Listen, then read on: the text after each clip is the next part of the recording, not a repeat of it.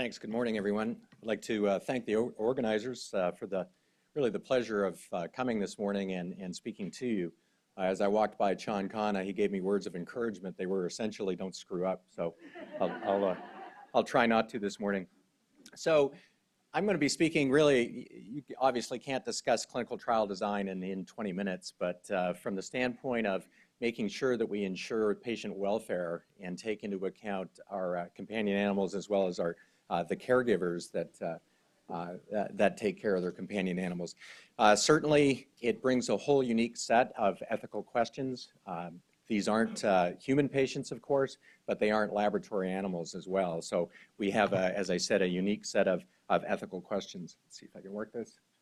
So part of this is the evolution of the dog in our lives, our companion species, and it's not just the dog. Unfortunately, the cat tends to get orphaned in these talks. But you know, back in the last century, we thought of the Schultz character, Snoopy. He was part of our lives and part of our family, but he lived outside. He was fed outside. He really didn't socialize with the family much, and that certainly has evolved now to the Brian from Family Guy, where he truly is part of the family. He socializes with the family. He sleeps with the family. And I have to thank Julia Stefanis for this particular slide. I saw it and I asked if I could use it this morning. With the evolution of companion species in our lives comes an evolution as far as how we think of them and how we integrate them into clinical trials. As part of the discussions have been before, more of the science and the types of questions that we want to ask. My talk is really going to serve as a placeholder for a discussion later as far as how we can assure the advocacy of those particular patients in our trial. So one of the things that we have to consider is that our clients are extremely enthusiastic about these clinical trials, and Cheryl talked a little bit about that yesterday. They're highly motivated. They're surfing the web. They get a lot of good and a lot of bad information. You can't watch the nightly news nowadays without some quote-unquote breakthrough. They see that and they come looking for it. And so they want the highest standard of care. And in many cases, and some of the speakers yesterday mentioned that there is for some of the tumors that we deal with, there is a standard of care, but actually for a lot of what we deal with, there truly isn't. And if you ask half a dozen veterinary oncologists how they treat a particular type of tumor in a particular patient, you'll get a different answer often from several of them. We think of this financial incentive as far as our clients coming to us. Many of our trials are funded either partially or completely funded. And with that also comes a set of ethical considerations. Is that a form of coercion, for example? And so we have to factor that in. But in many of the cases, it truly is a win-win situation in that there's no third-party payers as far as veterinary care. So our clients are covering the costs of standard of care or what's considered standard of care. And in cases where some of these treatments, of course, get quite expensive, there is financial consideration for entry. So we have to consider that from an ethical standpoint. I talk about altruism especially for things like phase 0 trials or phase 1 trials where there's low level of efficacy expected. Truly, the companions can't be altruistic, but their caregivers can be.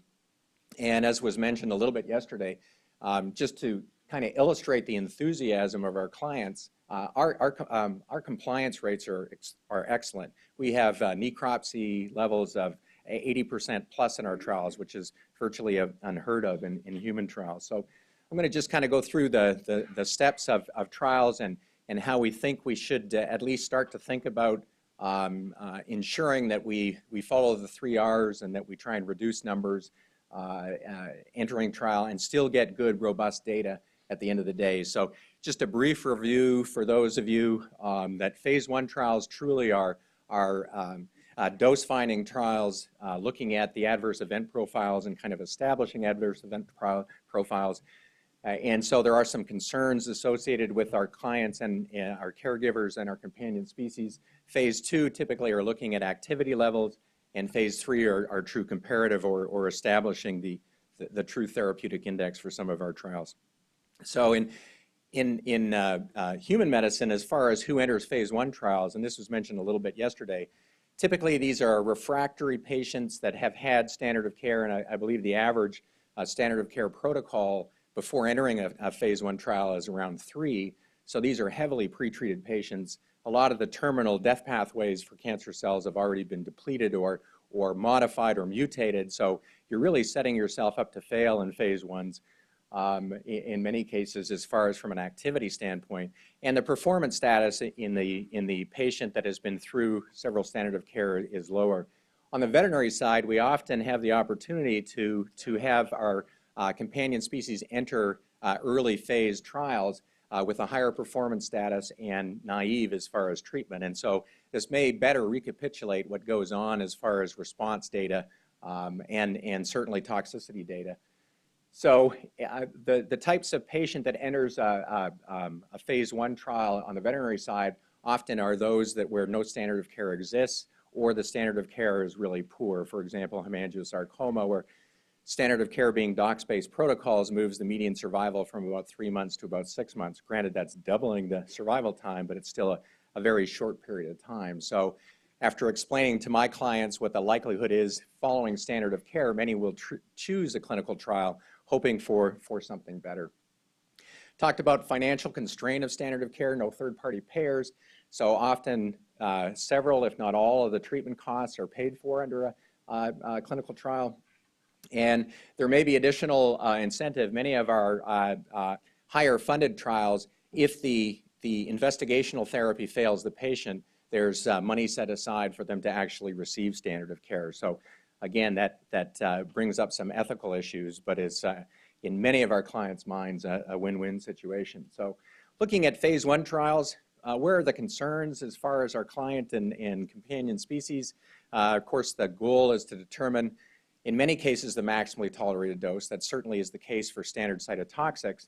A little bit different with some of the targeted agents. So the concerns from an ethical standpoint are that, and it's not really denying standard of care, but it's moving standard of care back, or if standard of care isn't available. So that has to be a concern, and that has to be explained to our clients.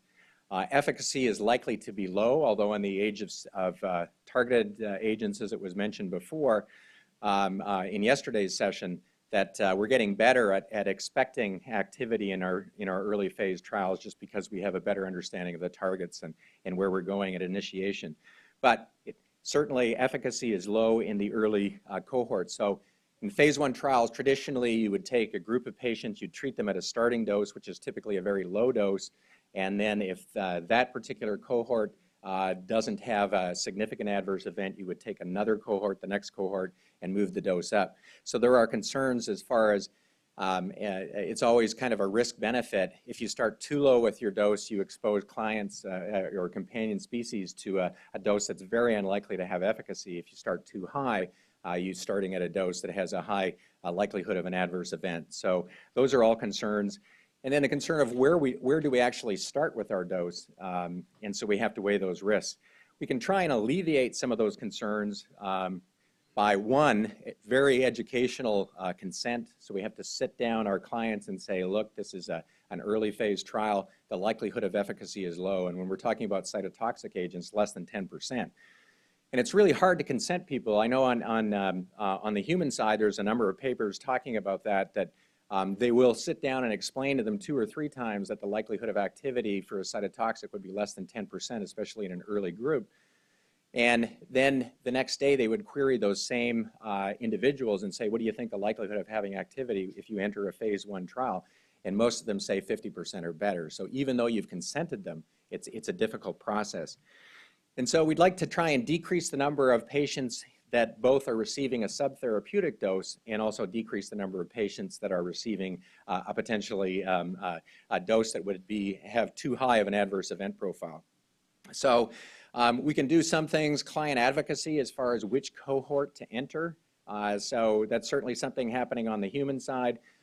What is your level of risk? Would you like to have a higher likelihood of activity and you're willing to accept a higher adverse event profile? Or do you just want to start low and not have the likelihood of adverse events? You can do things like accelerated titration rather than start with a group of 3 or 4 patients at a particular dose and wait for serious adverse events before you start to cut back on your dose. Or start with N of 1. Treat 1 patient. If no adverse events, move up to a higher dose. but you set your adverse event limit a little bit lower. Once you hit, say, a grade 1 or a grade 2 toxicity, then you start to expand the cohorts. Those are things that can be done. You can have within cohort escalation, rather than moving to the next group of patients and accelerate the dose, you can give that cohort, when it's time for their second cycle, a higher dose. The problem with that particular approach is the potential for cumulative toxicity, which you would miss, and you would put it down to a dose effect rather than a cumulative effect. You can set your dose accelerations based on some PK or PD phenomena. That was talked about yesterday by Dan Gustafson. And that kind of leads to this discussion on biological optimal dose, rather than going to a maximally tolerated dose for cytotoxics. With our targeted agents, if we have a biomarker, something that we can look at as far as achieving a dose that hits the target, then we don't have to take them up to the level of toxicity. Classic example in veterinary oncology was Palladia. When the trials for licensure were done, it was required to go to maximally tolerated dose. And so the actual label indication has a higher dose than by far what we typically use in veterinary oncology, because we now know a much lower dose hits the target and still has activity. So we also have the advantage in comparative oncology in that we often have normal dog data coming in. So we can set our starting dose a little bit more accurately and decrease the likelihood of having sub-therapeutic doses. We also want to allow sufficient time for adverse events to occur in a phase 1. Cheryl presented a trial yesterday where she was up to the 3rd cohort by the 4th week and missed a toxicity that started to develop. So we try and set, based on the type of adverse events that we expect, enough time in that cohort before we expand to the next cohort, and that'll decrease the number of dogs that are or patients that are likely to have a significant adverse event. Also, most of our trials do cover the cost of adverse events as they come, and so that certainly helps alleviate some of the ethical concerns. These are some of the dogs we treated decades ago when we were first working with liposomal doxorubicin, again, walking up until we saw a significant adverse event. When we're dealing with the targeted agents, many of you are familiar with this particular paper, but the concern about starting at too low of a dose is certainly less with most of the targeted agents than with the cytotoxics, where there's a true dose-response curve that's known for the majority of them. As far as phase 2 trials, the goal again is for a phase 2 trial, once you've established at least what you think you've established as the appropriate dose in a phase 1, is to move on to look at biological or clinical activity. The concerns again are that we're denying standard of care if such a thing exists. Bearing in mind that phase 1 trials are very acute, very short, with few numbers, so you'll miss chronic toxicities and you'll miss toxicities that occur in a lesser percentage of patients. So you have to educate the clients during the consent process that may have, and I'll show you an example of that we may not know. We certainly don't know everything we need to know about the adverse event profile of a drug when we're in a phase 2 trial. Larger numbers are required, and we want to follow the 3 R's and reduce the numbers that are necessary, so there are some trial designs that may be appropriate. And when we're looking at efficacy, we have to define efficacy, and so we really have to take some time to think about what our endpoints should be, whether they be response rates, which, as was mentioned yesterday, often don't translate into overall survival or temporal measures of drug activity. It could be something as simple as quality of life measures, which could be very important as well. So methods that have been talked about as far as alleviating those particular concerns are, again, educational consent, making sure that our clients, to the best of our abilities, know what they're getting into, and then trial designs that cut down on numbers. And I'll go through some of these. Some of them were mentioned yesterday as well, some examples. This is just an example of realizing that you don't understand the adverse event profile following a phase 1. This is a drug that we were modeling, a cytotoxic agent years ago, that we established a dose range for the dog and a maximally tolerated dose, and then in the phase 2s, when there was more chronicity and more treatment intervals, a percentage of the dogs were developing pulmonary fibrosis. So we didn't know that coming out of a phase 1. So it wasn't mentioned in the consent forms. And that brings up a point of that you have to be adaptive with these trials. If you discover a new adverse event, you have to alter your consent forms so that the clients have the opportunity to take that in before they make a decision. You may change your pre-treatments in these patients. You may change the type of follow-up that you're doing, maybe starting looking at pulmonary function tests, those types of things. So you really have to be adaptive with these trials to take care of the ethical considerations. We talked a little bit about pick the winner trials yesterday. There's a couple of examples, one that we modeled years ago on a drug. It could be that you're looking at 3 different compounds like the COTC 007 trial, or it could be that you're looking at different schedules of giving the drug to determine which is the appropriate. And we often will relax power a little bit on these and be adaptive as far as where we think we should go. And that was certainly mentioned a bit yesterday. The topic of enrichment, we want to decrease our numbers, so we want to increase the likelihood that the patient population that we're entering into these trials are more likely to respond to the agent. So looking at things like this is a bladder tumor in a dog, looking at EGF receptor expression. If we're modeling a EGF receptor blocking agent, we would want to enrich for that population to increase the likelihood of having responsiveness. Kind of the classic on the human side, looking at, and this was mentioned, I believe, yesterday, looking at a HER2 monoclonal targeting agent. It was shown that if they enriched for the population of women with HER2 positive breast cancer, looking at the numbers that they would need to show the difference that was found with treatment plus chemo versus just chemo alone, around 500. If they had taken the entire population and not enriched for HER2, they would have had to go almost 25,000 patients to show that same difference. So again, increasing the likelihood of having an activity in the population that you're dealing with. Problem, of course, is that sometimes we think we know what the target is, but we don't, or there's off-target effects, and you'll miss those activities and perhaps exclude a population that might have responses to the agent. So phase 3 trials, true comparative trials, these are larger trials, certainly more expensive trials. We're looking at either the effects of the treatment against the natural history, which is important in veterinary oncology because we often don't know the natural history of the tumors that we're treating or not treating. There's really, in many cases, no good data out there. Or looking at the new treatment versus the gold standard. And if the new treatment is found to be equivalent to the old treatment, comparing costs, comparing adverse event profiles. So concerns from the client and the companion species, of course, is the use of placebo, denying standard of care larger numbers, and consent is important.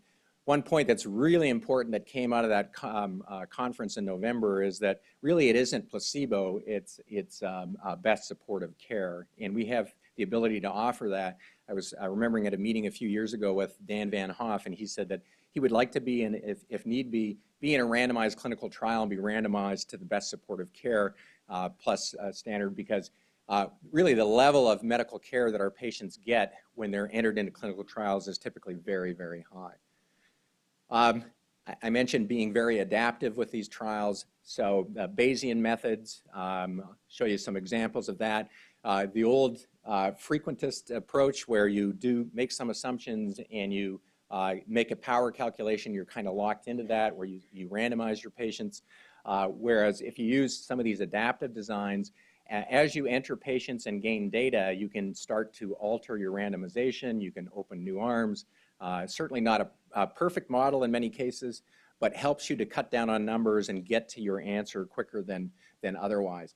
The classic first paper for Bayesian methods in people, again, an EGFR2 positive breast cancer study where they used a Bayesian design, and initially their power calculation said that they need about 164 patients, but because the drug was much better than their initial assumptions when they did their power calculation, and they collected that data as they were going and re-entered it into their statistical formulations, they found by 34 patients they could predict that they were 95% likely to see a positive response if they continued on. So they moved from a phase 2 to a phase 3 much more quickly than they would have otherwise. Doug Tham, when he was at CSU, still at CSU, if you remember from yesterday, he started a trial that we're involved in, and it has accrued, first Bayesian trial in veterinary oncology, looking at c-KIT mutations. And as it started to show, you were more likely to have responses if you had a c-KIT mutation if you were randomized into the tisarenib group. And so during a learning initial run-in phase, the randomization scheme changed. And so more patients were randomized into the Palladia if they met that criteria. With those adaptive designs, we can have stopping rules, and that's very important from a standpoint of ensuring that the drug is clearly better than the control. You would stop the trial early. If it's clearly worse than the control, another reason to stop it, and if it's not likely to be better based on interim analysis, that you can stop for futility. Just some of the other trial designs that some of you are familiar with, randomized discontinuation. This, from a patient advocacy group, is quite popular. All the patients start with the drug, and then after a period of time, if the disease is stable, certainly those that respond would continue on the drug, and those that the drug fails would come out of trial. But the stable population, then you randomize to coming off drug or staying on drug, because we often don't know the natural history of those tumors. If they progress after stopping the drug, they can cross back over. Quick point on phase 0 trials. This was talked about by Dr. Gustafson yesterday, so I'm not going to go into it. But these trials really have very little chance of having any activity, so it brings up another set of ethical issues. You're using mini doses of drug to look at PK or target effects. But there are potential incentives for this. This is a trial that we did a few years ago where a mini dose of a drug that is a prodrug that's converted within the tumor tissues, or at least that was the hypothesis. So we treated our patients with primary lung tumors with a mini dose. We explained to them that they had probably no chance of having activity from this, but the incentive was that then they would go to thoracotomy 48 hours after the mini dose, after we established our PK. Tumor was removed, sent off to the company where it was determined whether there was drug uptake and whether the prodrug was converted or not. So there are ethical ways to certainly do those kinds of trials. Reporting. Very important to ethically report, and report as much as is possible. We tend to use the consort reporting, which makes sure that as much information is provided to the reader such that they can determine whether this is an appropriate trial or not. I'll just conclude with the fact that we really want these trials to be bidirectional. That is, at the end of the day, we're veterinarians, so we want to have this information transferred back into the veterinary clinics. And there's plenty of examples of drugs that were first modeled in people that we now have access to, the nanoparticle Taxols, which are conditionally approved, Palladia, Kineret, the Mariel vaccine. Those are all things that we've gained back into our lab or into our clinics. So with that, I'll leave it. It's kind of a whirlwind tour of the potentials, really just a placeholder for our discussions later today. Thanks.